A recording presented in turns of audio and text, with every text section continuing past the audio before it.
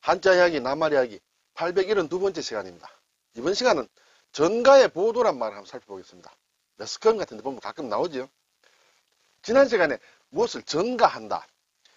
나의 책임을 다른 사람에게 넘기는 걸 전가한다. 이렇게 됐는데 이 말을 생각하다 보니까 이것이 생각이 났어요. 그래서 같이 한번 다뤄보겠습니다. 전가의 보도다. 제가 이렇게 물음표를 쳤는데 사실은 이 말은 일본에서 넘어온 말이다. 이렇게 되겠습니다. 그런데 우리도 같이 쓰는데 쓰다 보니까 일본과 한국의 어떤 쓰임 용법이 좀 다르더라는 것이에요.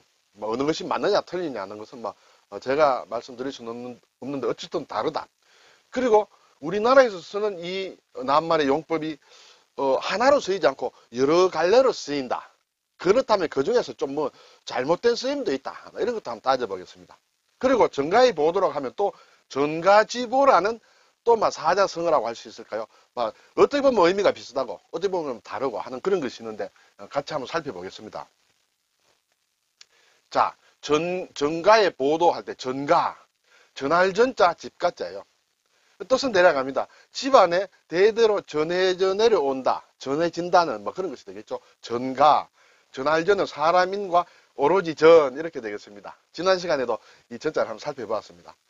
자, 가는 집가다. 집면에 돼지 시자가 들어갔다. 이렇게 되겠죠. 전가. 자, 보도는 보배보 칼도입니다. 예, 보배로운 칼이다. 아주 귀한 칼이다. 명금이다. 네, 이렇게 되겠죠. 보도. 보배보는 상당히 글자가 복잡합니다. 예, 글자 복잡할 때는 이제 지금까지 배워 알고 있던 부수자 실력을 총동원해서 이제 뜯어봐야 됩니다. 예, 뜯어보면 위에 집면이 있습니다. 그렇죠? 왼쪽에 구수록인데 정말 이렇게 뺐죠?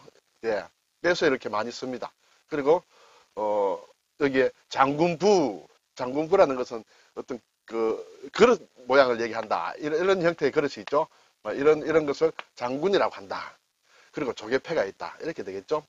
자, 그러면 이제 이것이 보배로운 것이다. 집안에 구슬이 있고 또 장군이라는 것은 일종의 도자기다. 귀한 그릇이다. 이렇게 볼 수 있습니다.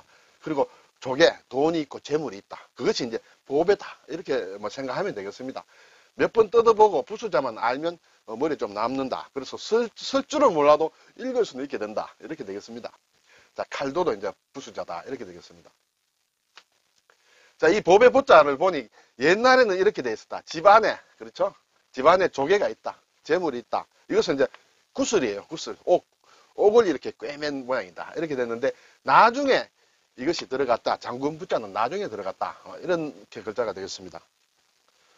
자, 보도. 자, 이렇게 됐죠.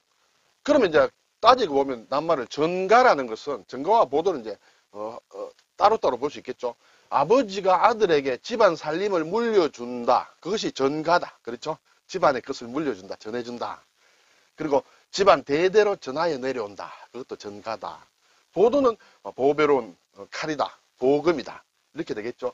그러면 전가의 보도라는 것은 집안에 대대로 전하여 내려오는 아주 보금을 얘기한다. 이렇게 되겠죠. 네. 자, 그래서 갑으로 내려오는 명금이 전가의 보도다. 그렇죠. 그리고 이것은 이제 집안의 자랑거리가 되겠죠. 갑으로 내려오므로. 그래서 집안의 자랑거리 같은 의미로 전가지보, 전가의 보물이다. 전가지보라 쓰기도 한다. 네. 그래서 집안 대대로 내려오는 보물이다. 자, 그런데 이제 여기서 하나 의문을 좀 가질 수는 있어요. 왜 우리나라에서 이렇게, 우리나라에서 쓴 말이 아니냐면, 우리나라에서 어떤 집안에 명금이 내려온다라는 것은, 글쎄요, 고려시대 무신정권시대는 몰라도 특히 조선이라 그러면 어떤 문신들의, 선비들의 사회이기 때문에 어떤 집안에 보금이 있다. 여기서 금이라는 것은 어떤 무인들의 것이다. 물론 무인들이 있었습니다만 일반적이지는 않다. 그렇게 되겠죠. 그런데 입장을 바꾸어서 일본의 경우를 보면 거기서는 사무라이 문화다. 칼의 문화다. 그러니까 그쪽에는 집안에 내려오는 것이 있다 이것이죠. 그래서 그쪽 사람들이 쓰던 말이 우리 쪽에 어쨌든 전해져서 우리도 쓰고 있다. 이렇게 되겠습니다. 자, 그런데 이제 이 전가의 보도라는 것이 의미가 그것이 변천이 됐다 할까요? 좀 용법이 좀 몇 가지 좀 다르게 써 있는 경우가 있다. 첫째, 갑으로 내려오는 명금이다. 그러면 집안의 자랑거리가 되겠죠. 자, 전가의 보도. 근데 우리가 일반적으로 매스컴을 보면 정가의 보도처럼 뭘 휘두른다든지 뭘 사용한다든지 그런 게 있습니다. 집안에 자랑거리가 되는 명금을 함부로 쓰진 않죠. 그렇죠? 어쨌든 자 이런 뜻으로 첫째 생각할 수 있다. 두 번째는 이제 만병통치약 같이 아주 잘 듣는 해결책이다. 이것만 내놓으면 다 해결이 돼. 아무 때나 쓸 수 있는 강력한 권한이다. 그래서 정가의 보도처럼 휘두른다. 뭐 어떤 문제가 있을 때 어떤 것을 해결해야 될 때 이렇게 하면 돼. 이렇게 하면 만사 끝이야. 다 해결이 돼. 그렇게 내놓는 도구를 이 정가의 보도로 얘기하기도 한다. 이렇게 실제로 많이 쓰입니다. 그리고 세 번째, 잘 듣지도 않는데 잘 듣는 것처럼 휘두르는 뻔하고 상투적인 논리나 방체. 네, 그리고 그것을 지나치게 반복 사용하는 것을 비아냥거린다. 정가의 보도를 휘두르면 실제 그것이 권위가 있고 쓸모가 있는 것이라면 한번 휘두르면 해결이 탁 됩니다. 그리고 그런 일은 많이 일어나지 않겠죠. 가끔 일어날 때마다 해결사로 역할을 해주는데 실제로 그것도 아니고 별것 아닌 것까지인데 말을 가지고 막 그걸 도구로 쓴다. 위협을 한다든지 그렇게 해서 그것도 일만 생기면 그런 것을 가지고 나온다. 그것은 이제 별로 안 좋죠. 남들로부터 좀 지탄을 받는다. 그리고 그것도 지나치게 많이 사용한다. 그런 때도 이렇게 비아냥거려서 이런 말을 한다. 이렇게 했습니다. 자, 또 하나 네 번째. 제가 여기 이제 색깔을 넣었는데 이것은 좀 용법이 좀 잘못된 것이다 라는 예시로 가지고 왔습니다.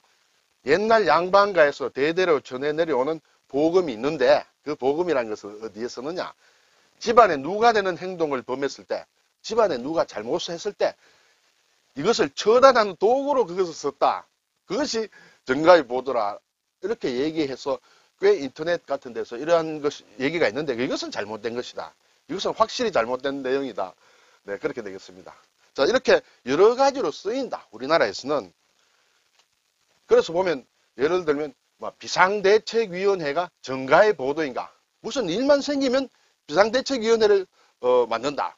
특히 우리나라는 정당이 여당이나 야당이나 다 그렇죠. 일만 생기면 비대위다. 이런데 그게 무슨 정가의 보도인가. 만병통치 해결책인가. 이렇게도 볼 수 있죠. 또 인사권은 정가의 보도가 아니다.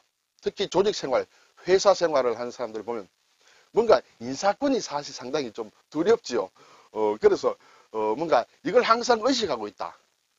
근데 그것이 정가의 보도는 아니다. 인사권만 들이대서 모든 것을 다 해결하려고 하면 이거는 말썽이 생길 수 있다. 그런 의미가 되겠죠. 그리고 특히 세무조사 할 때 뭔가 일만 있으면 세무조사 연다. 그래서 세무서에서는 이것을 정가의 보도로 한다. 세무조사 권리를 막 이런 것을 우리가 비판할 때 이렇게 많이 쓰죠. 어쨌든 정확하게 쓰는 것이 어느 것인지는 몰라도 여러 가지 의미로 다양하게 쓰이고 있으므로 그때그때의 뉘앙스를 갖추어서 이것을 해석해야 된다. 이렇게 되겠습니다. 자, 그러면 이제 이 말이 실제적으로 나온 일본에서는 이것을 어떻게 쓰느냐 하면 정가의 보도를 뺀다. 정가의 보도를 뺐다는 것은 무엇을 의미하느냐. 집안에 대대로 전해오는 귀중한 칼인데 그렇죠. 만일의 경우 대단히 중요한 때만 사용한다. 보통 때는 쓰지 않습니다. 정말 이게 절체절명의 순간 위기에 처하여 마지막으로 사용하는 강력한 무기다. 최후에 쓰는 것이다. 이것을 들었다면 정말 이것은 마지막까지 왔을 때 최후의 수단 해결 방안으로 쓰는 것이 정가의 보도다. 함부로 이렇게 막 쓰고 또 우리 집에 칼이 있어 이렇게 자랑을 한다든지 그런 게 아니다는 것이에요. 그것이 일본에서 쓰는 정가의 보도의 용법이다. 예를 들면 일본에서 국회 해상권은 총리에게 주어진 정가의 보도다. 이것은 이제 총리가 불신임을 받아서 퇴진해야 될 경우에 국회하고 맞짱을 뜨는 것이죠. 그래서 국회 해상권이 있습니다. 일본 총리에게는. 이것은 정말 정가의 보도죠. 이거는 아무 때나 빼는 것이 아닙니다. 정말 자기가 물러나지 않을 수 없는 막바지 이르렀을 때 쓰는 그런 것이고 상당히 이것은 뭔가 강력한 무기가 되는 것이죠. 함부로 이렇게 예를 들어서 자꾸 우리 정부의 시책에 동의하지 않으면 내가 국회 해산할 거야. 이렇게 함부로 얘기하지 않는다는 것이죠. 그렇지만 절체절명의 순간에 가서는 할 수 있는 무기다. 그때 쓰는 것이 일본 사람의 정가의 보도 용법이다. 근데 우리나라는 이거하고는 조금 더 달리 쓴다. 이렇게 되겠습니다. 자, 그러면 일본 사람들은 이 정가의 보도를 제대로 쓰고 있느냐 하는 것을 설문조사 한 게 있어서 제가 한번 가져와 봤는데 2012년이므로 10년 전에 물어본 모양이에요. 일본 사람들에게. 그래서 원래 이러한 본래의 뜻을 알고 그대로 쓰느냐 물으니까 그렇게 알고 쓴다는 게 54.6%, 반만 조금 넘습니다. 그러면 상당히 또 많은 사람, 31%에 해당하는 사람이 이 뜻을 잘 모르고 천하의 보도로 그런 뜻으로 사용한다는 것이죠. 여기서는 천하죠. 이거는 전가입니다. 예, 발음이 비슷합니다. 네, 그래서 이거 일본 사람들도 한자를 쓰면서도 별로 이렇게 유심히 생각하지 않으면 발음이 비슷하므로 천하의 명금이다. 천하의 보금이다. 이렇게만 생각하는 사람이 있다. 그래서 일본 사람들도 잘 못 쓰는 경우가 있다는 것을 한번 참고로 가져와 봤습니다. 네, 오늘 전가의 보도, 전가보도, 그렇죠? 그리고 또 다른 의미로는 전가지보는 굳이 보금, 칼이 아니라 하더라도 달리 집안 대대로 내려오는 중요한 것은 일반적으로 전가지보라고도 한다는 것을 한번 말씀드렸습니다. 감사합니다.